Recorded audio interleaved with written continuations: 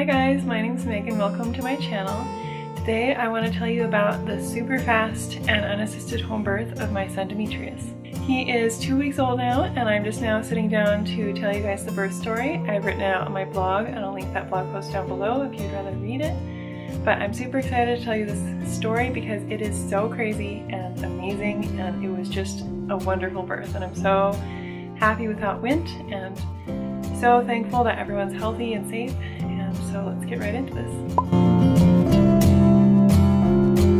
Now, just a disclaimer before we get into this, that this is a birth story, so there's going to be some very TMI things in here, and if that is something that makes you uncomfortable, I am not offended if you don't want to watch this video, but I just wanted to give you guys a warning before we get started. So if you guys have watched any of my pregnancy updates on YouTube, you know that I had a lot of prodromal labor and false labors, and I was always having contractions and not ever sure if I was actually going into labor or not, which was kind of frustrating. But all that was doing something, because my labor was so unbelievably fast that I had to have been really dilated by the time I actually went into labor. So looking back, I was actually quite thankful that I had all that prodromal labor, because it wasn't actually that bad. It was a little bit annoying, but the contractions weren't painful at all, and so it was just kind of nice that it made it a lot faster. This was a night and day different birth from my first birth.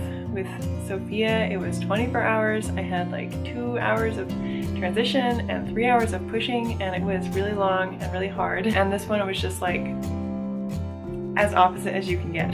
So it was March 1st, and I had been having some weird hip pain. It kind of felt like a period cramp in my lower back and hips, but I didn't really think anything of it because I had had these same sort of feelings for weeks. Like every now and then I would get the same ache in my hips and lower back, and it would never turn into anything, so I didn't think anything of it. We just went to bed as usual, and then I woke up around midnight with a contraction, and it felt different.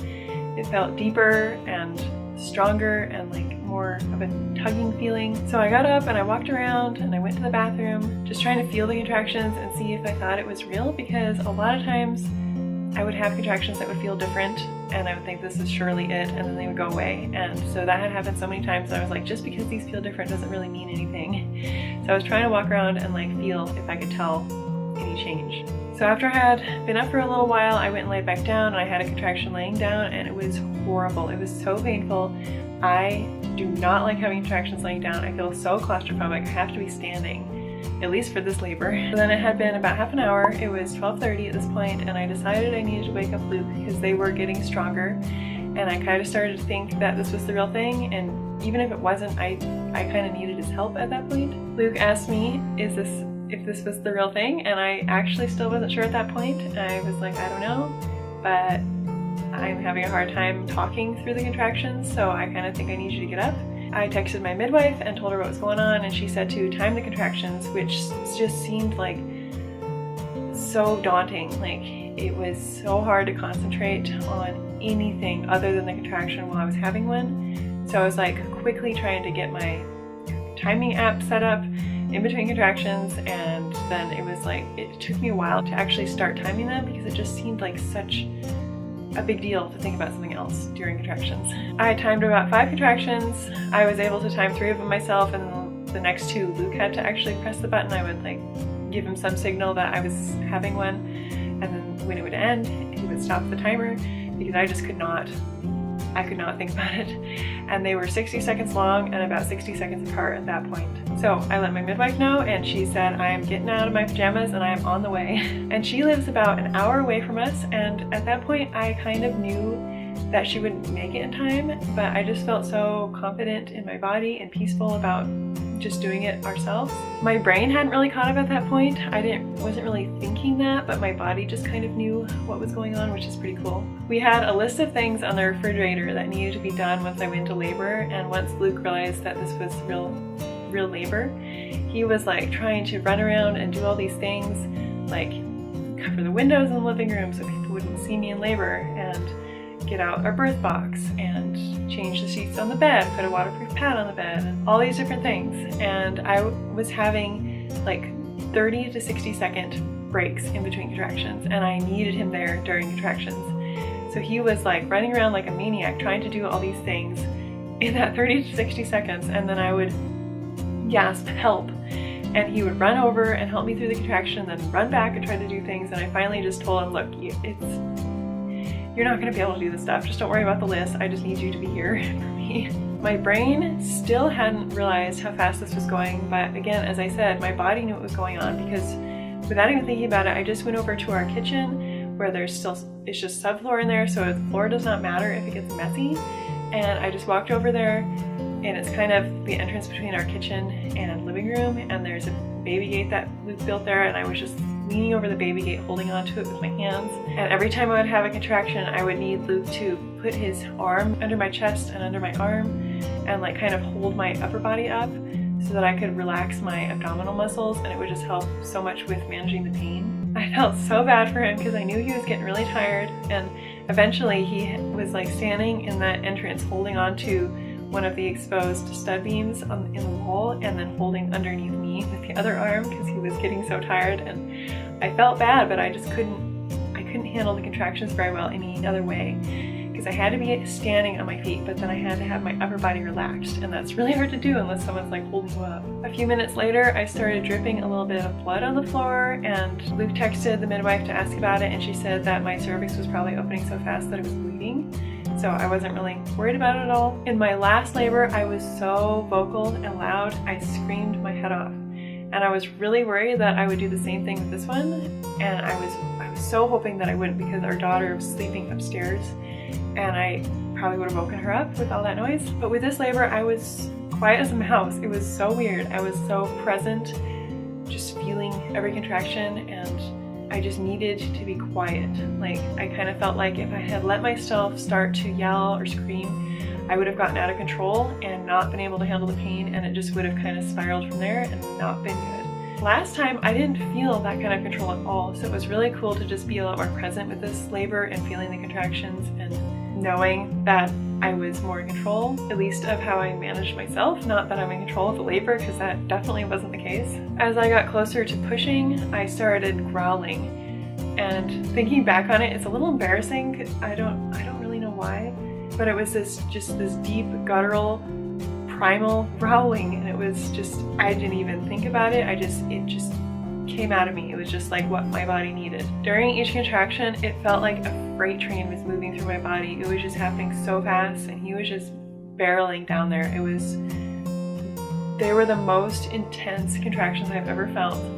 They were so much more intense than with my daughter's labor, and I mean, it makes sense because each contraction has to do so much more work to get the baby out in 2 hours versus 24 hours. So, I mean, it makes sense, but they were so intense. Like, I just can't even explain it. And at the peak of each contraction, it would be almost unbearable, and I would just keep telling myself, this is the worst it's gonna get, and you haven't died yet, so you can do this. And I just kept telling myself over and over again that this is the worst it's gonna get, you can do this. And then after each contraction would end, I would tell myself, okay, that's one less contraction that you have to do before you meet your baby. And I would just keep telling myself these things over and over again, every contraction, and that was really helping just my mindset. And looking back, this was so ridiculous, but I remember being terrified that the midwife would get there and check me, and I would be 1 centimeter or something ridiculous. And I was so scared of this for some reason. I thought for sure it would happen, and I don't really know why.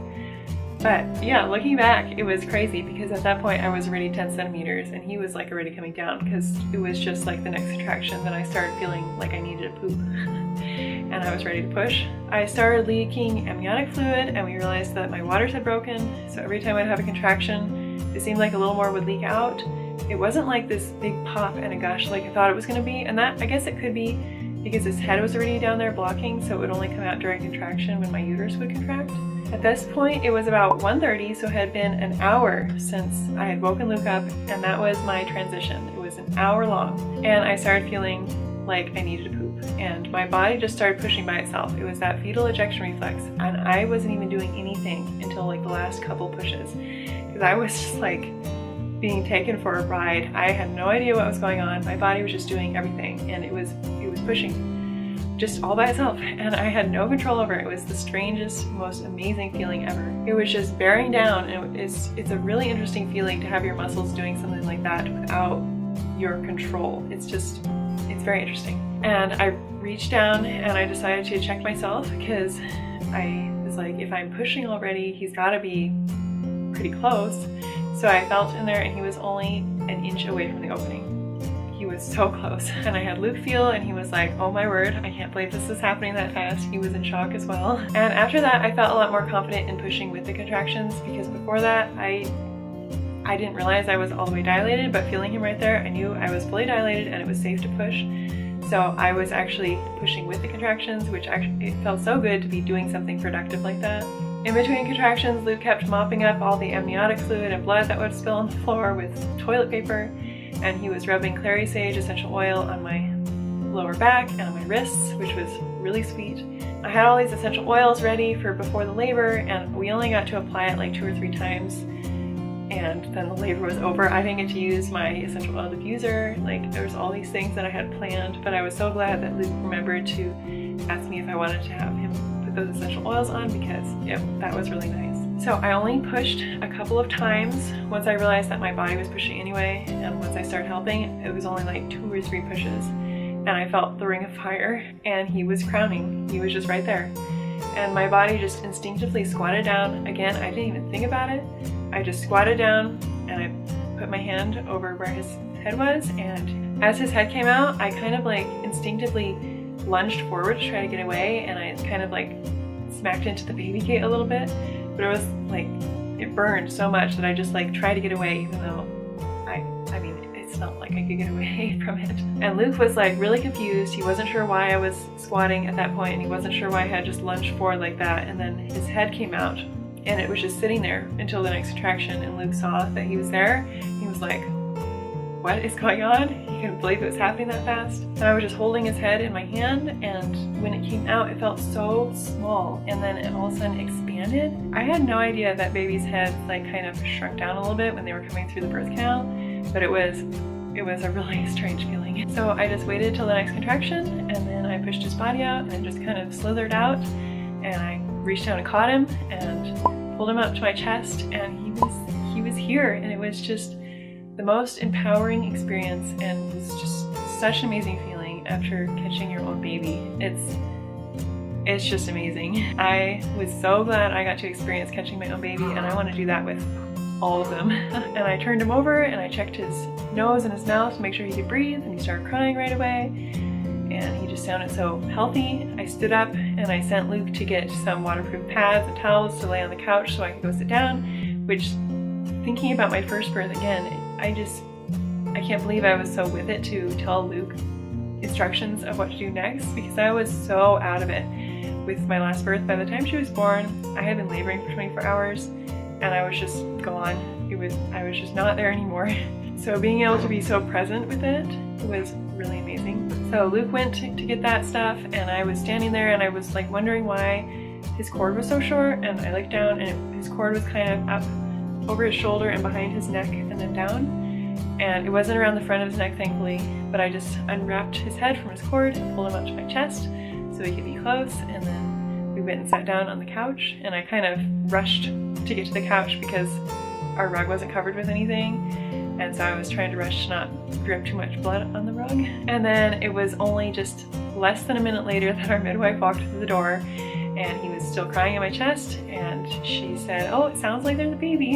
And it worked out so perfectly, because I was so glad to be able to do it by myself. It was just so amazing. But then I was really thankful that she was there right afterwards to check us over and make sure everything was safe and healthy, and it just worked out so much better than I could have ever imagined. So she made sure we were good, and then she just set about cleaning stuff up while we snuggled and waited for my placenta to come. Luke went and changed our sheets, and I got Dimitri latched on and nursing almost right away, and he's been so good at nursing. He latched on and nursed on both sides within the first hour, which was really awesome. I started shaking so bad from all the adrenaline that was going through my system, and just with how fast that birth was, I was just like almost uncontrollably shaking. Like, I could still hold the baby. I didn't feel like that was unsafe, but especially my legs, they were just shaking so bad, and I couldn't make it stop. It was so annoying. And I was just trying to sit there and breathe like really calmly and try to like focus on making my limbs do what I wanted them to do. And it was about 45 minutes later after he was born, and my placenta still hadn't come out, and I was starting to get some really bad after pains. Luke went and got me some herbal after ease tincture, and that helped. but I just felt like my placenta was ready to come out, but I couldn't get any traction on it to push it out. Like there was nothing around it to push it. So my midwife asked if I wanted her help with just tractioning the cord to help it come, and I felt like it really needed to come out, and I just wanted to start dealing with the after pains. So I agreed to have her help, and she tractioned with the cord, and I pushed, and it came out into the bowl that we had ready. She wrapped it in one of those blue Chucks pads and laid it on my lap because at that point Dimitri was still connected to it. And I was so happy that we got to leave him connected for over an hour. And then after all that, we were getting ready to move to the bed, and I felt something really gooey on my hand, and I lifted up the blanket that was over Dimitri's, and he had pooped meconium all over my stomach and hand and all over himself, and then he had peed, and it was a mess. So Donna went and got a bunch of warm rags, and we got us all cleaned back up. And then after that point, Luke cut the cord because there was no more blood pulsing through it. It had been over an hour. And so Donna wrapped it up and put it in a Tupperware and put it in the refrigerator so that I could prepare it as pills later to take. The cord was stained brown a little bit, so my midwife said that he had probably pooped meconium in the waters. And looking back, I wonder if my body kind of knew that something was wrong, and that's why my labor was so fast, that it kind of knew there was meconium in the waters and that he needed to come out before he could breathe it in. But she listened to his lungs, and he had breathed it in all. He was super healthy, so I'm so thankful that my labor was fast, especially for that reason, because that can be really dangerous. So then we finally moved back over to the bed, and my midwife checked me for any tears. I had some slight first-degree tears in various places, and I had one second-degree tear on my perineum. And unfortunately, it was torn in a way that if we had just left it, it would have left a flap that would have caught on things and not been very good. So I agreed to let her stitch me up, which I hate needles so much. It was horrible. I was really thankful when it was done with, and I was glad that we had gotten it done because it will be better, but stitching up is so bad. Then she weighed him and took all of his measurements and put him in his onesie and wrapped him up in a swaddle and gave him back to me. He was 7 pounds exactly, so pretty little, a lot littler than I thought he would be. At this point, it was about 5:30 in the morning, and everything was cleaned up, and we were all tucked into bed, and everything was looking really good. Our house looked like nothing had happened at all, except that we had a baby with us. Our midwife does such a good job cleaning everything up afterwards and getting all the stuff in the washer, and just everything's cleaned up after, which is really nice. And then my midwife left and just left us to snuggle in bed, and we actually got a couple hours of sleep in before Sophia and Dimitri woke up, which was really nice because I was getting quite tired at that point, and Luke was too. And then we all got up around 7:30, and it was just amazing. And we were a family of 4, and we just sat on the couch and just introduced the kids, and Sophia was so enthralled with him, and she instantly started wanting to give him kisses, which was super cute that she knew to do that. We didn't even suggest it. And for a few hours, we were the only ones that knew that we had had a baby, and it was just really special. And that's kind of what I want to do with every birth, is just have a little sacred time afterwards that we just don't tell anyone that we had gone into labor or had the baby, because it's just between our little close family, and we're just getting acquainted together, and it was just really sweet. Sometime that afternoon, Luke steamed my placenta and cut it all up into little tiny bits and froze it so that I could start taking it as pills as soon as possible. And that has been amazing to take my placenta. I already finished it, and I'm only 2 weeks postpartum. I didn't get any baby blues this time, and I partly wonder if it was because of the placenta, because it holds so many of those hormones that you just lost, which is why you get baby blues, is because of your hormones not being balanced. So it was really nice to have that placenta ready to go, and that is all. That is Dimitri's birth story, and I just am so thankful that it went so well, and just so happy that I had the opportunity to have an unassisted birth and to catch my own baby, and I just will never forget that experience. It was just, again, it couldn't have gone any better. So I hope you guys enjoyed this birth story, and I will link the blog post with this story, and I will also link the video talking about my first daughter's birth story if you guys are interested in hearing about that. But thank you so much for watching, and I will see you in the next video. Bye!